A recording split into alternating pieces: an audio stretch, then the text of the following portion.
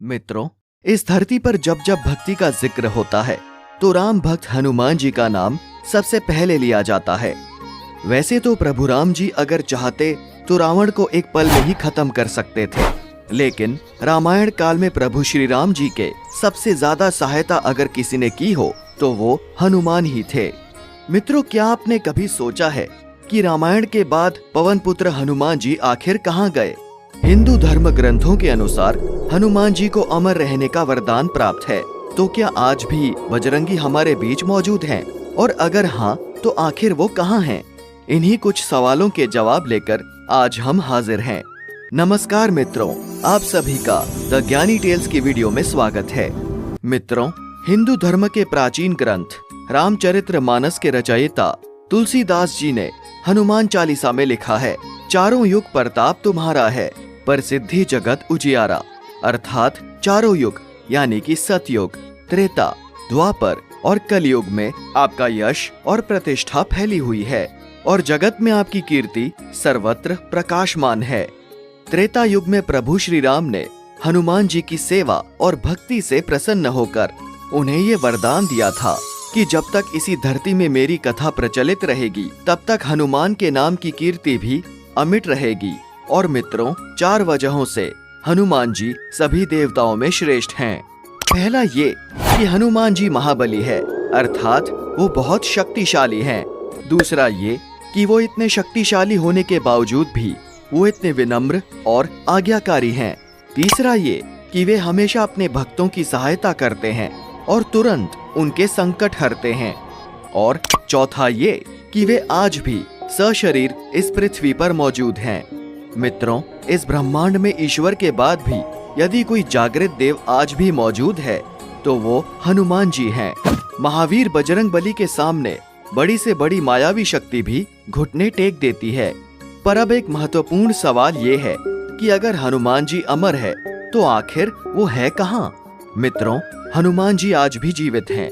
इसके प्रमाण समय समय पर अलग अलग जगहों में मिलते रहते हैं और इन्हीं दावों के कारण हनुमान जी का होना आज भी सच लगने लगता है। अगर गोस्वामी तुलसीदास जी की बात करें तो वर्तमान में अगर कोई मनुष्य पूरी श्रद्धा और विश्वास से हनुमान जी की आराधना कर ले तो फिर तुलसीदास जी की तरह उसे भी हनुमान और प्रभु राम जी के दर्शन होने में ज्यादा समय नहीं लगेगा। कलयुग का एक सुंदर प्रसंग ये भी है जहाँ स्वयं हनुमान जी तुलसीदास जी से कह रहे हैं, चित्रकूट के घाट पे भई संतन के भीर, तुलसीदास चंदन घिसे, तिलक देत रघुबीर। हनुमान जी तुलसीदास जी से कहते हैं कि श्री राम और लक्ष्मण चित्रकूट नियमित रूप से आते हैं। मैं वृक्ष पर तोता बनकर बैठा रहूंगा और जब राम और लक्ष्मण आएंगे तो मैं तुम्हें संकेत दूंगा।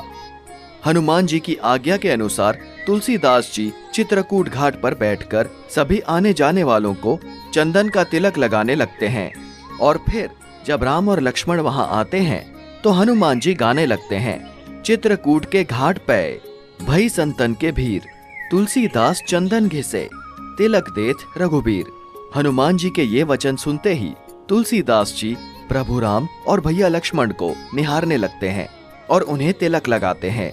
इस प्रकार गोस्वामी तुलसीदास जी को भगवान श्री राम के स्वयं दर्शन होते हैं। वहीं श्रीमद् भागवत गीता के अनुसार हनुमान जी आज भी गंधमादन पर्वत पर निवास करते हैं। मित्रों, ये गंधमादन पर्वत हिमालय की गोद में हिमवंत पर्वत के निकट है, जिसे यक्षलोक के नाम से भी जाना जाता है, जो एक मनमोहक सरोवर है। उसमें खिलने वाले ब्रह्म कमल की अपनी ही एक कथा है जो कि हमें पुराणों में मिलती है। हनुमान जी इसी सरोवर के पास आकर प्रतिदिन भगवान श्री राम की पूजा करने के बाद यहीं से ब्रह्म कमल तोड़कर प्रभु को अर्पित करते हैं। एक अन्य पौराणिक कथा में उल्लिखित है कि जब पांडव अपने अज्ञातवास के समय हिमालय की ओर आए थे तब भीम ब्रह्मा कमल लेने के लिए गंधमादन पर्वत के वन में पहुँचे तो वहाँ उन्होंने एक बूढ़े वानर को वहाँ विश्राम करते देखा। वो और कोई नहीं, हनुमान जी ही थे। पर शुरुआत में भीम को ये पता नहीं था और भीम उन्हें अपनी पूंछ को मार्ग से हटाने के लिए कहता है तो हनुमान जी कहते हैं कि तुम स्वयं हटा दो, लेकिन भीम अपनी पूरी ताकत लगाकर भी उनकी पूंछ हटा नहीं पाया और वहीं भीम का घमंड भी चूर चूर हो गया था। इसी पर्वत से जुड़ा एक हिलाकर रख देने वाला तथ्य ये भी है कि किसी भी वाहन से यहाँ नहीं पहुँचा जा सकता है। यही नहीं, चीन की दंत कथाओं पर नजर डालें तो इसमें एक खास प्रकार के देवता का उल्लेख मिलता है जो बिल्कुल हनुमान जी के जैसे ही प्रतीत होते हैं और जिन्हें चीन में मंकी किंग कहा जाता है। ये वहाँ के एक महान वानर देव थे जिसके पास असीमित शक्तियाँ मौजूद थी। इसी शक्ति के बल से उन्होंने बचपन से ही बड़े बड़े कारनामे करे थे। और अगर हम इनकी तुलना हनुमान जी से करें तो आपको आश्चर्य होगा जानकर कि मंकी किंग अपने आकार को कभी भी छोटा या बड़ा कर सकते थे। चीन में पाए जाने वाले मंकी किंग एक ही छलांग में कई किलोमीटर तक की दूरी तय कर लेते थे। उनकी रफ्तार का कोई मुकाबला नहीं था और हमारे पौराणिक ग्रंथों में हनुमान जी के बारे में कुछ ऐसा ही वर्णन मिलता है। और भारत में कई जगहों पर हनुमान जी के पैरों के निशान आज भी मौजूद हैं। इन दोनों में थोड़ा बहुत अंतर ये है कि जहां मंकी किंग के हथियार के रूप में एक लंबी सी छड़ी दिखाई जाती है, वहीं हनुमान जी के हमेशा हाथ में गदा रहती है। इस तथ्य को सुनने के बाद तो ऐसा ही लगता है शायद हनुमान जी रामायण के बाद चीन चले गए थे।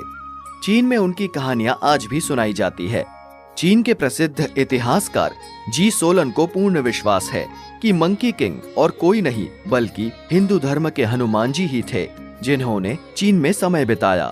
मित्रों, समय के साथ इतिहास के कई पन्नों को भुला दिया गया और जो बचा वो आज भी सबके सामने साक्ष्य के रूप में मौजूद है। आज भी हनुमान जी हम सबके बीच उपस्थित हैं। इसको समझने के लिए अब किसी भी छोटे बड़े प्रसिद्ध हनुमान जी के मंदिर जाएं। वहाँ पर गौर करें कि उन मंदिरों के निकट आपको बंदर बेहद आसानी से उछल कूद करते नजर आ जाएंगे। ये बजरंग बली के वो साक्ष्य हैं जो कि ये सिद्ध करते हैं कि राम भक्त हनुमान आज भी हमारे बीच रहते हैं। वीडियो को पूरा देखने के लिए आप सबका धन्यवाद। अगर आपको ये वीडियो अच्छी लगी हो तो इसे लाइक करें और अपने प्रियजनों के साथ शेयर अवश्य करें। ऐसी ही और भी आध्यात्मिक और धार्मिक वीडियोस देखते रहने के लिए द ज्ञानी टेल्स को सब्सक्राइब करें।